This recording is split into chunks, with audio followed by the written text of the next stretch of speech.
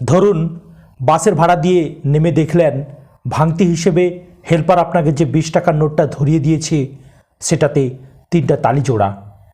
আপনাকে নিতান্তই অসাবধান এবং সরল পেয়ে বেচারা হাসতে হাসতেই তার চালাতে না পারা নোটখানা ধরিয়ে দিয়ে হাওয়া হয়ে গেছে। বাস থেকে নেমে আপনি রিকশায় উঠলেন। রিকশা ভাড়া 40 টাকা। মোক্ষম একটা সুযোগ এলো আপনার হাতে।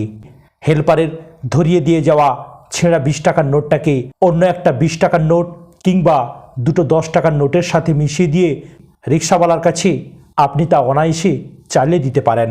বেচারা টের পেলে তো পেলই, না পেলে নির্বিঘ্নে আপদটা অন্যের ঘাড়ে উঠিয়ে দেয়া গেল।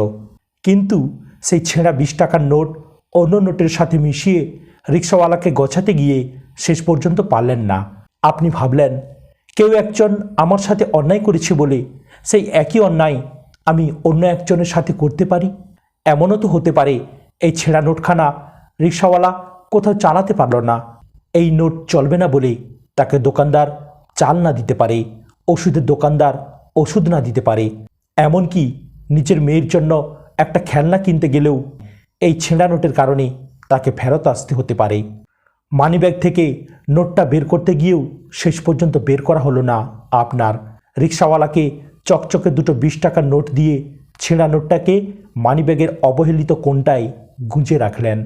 এই যে শেষ মুহূর্তের এই বোধ, এটার নাম হলো তাকওয়া। এই কাজটার সাক্ষী কেবল আপনি আর আল্লাহ সুবহানাহু ওয়া তাআলা। দুনিয়ার আর কেউ এই ব্যাপারে জানে না। না আপনাকে ধোঁকা দিয়ে যাওয়া সেই বাসের হেল্পার, না যে রিকশাওয়ালাকে আপনি ধোঁকায় ফেলতে যাচ্ছিলেন সে কেউ না। হতে পারে কেবল এমন একটা অতি ক্ষুদ্র কাজের জন্য আখিরাতে আপনি জান্নাতে পৌঁছে যাবেন। হতে পারে আপনার সেদিনকার এই কাজটা আল্লাহ সুবহানাহু ওয়া তাআলার এত পছন্দ হয়ে যায় যে তিনি আপনার পূর্বের আর পরের সমস্ত গুনাহ মাফ করে দেবেন। কখনোই কোনো ভালো কাজকে তুচ্ছ জ্ঞান করে এড়িয়ে যাবেন না।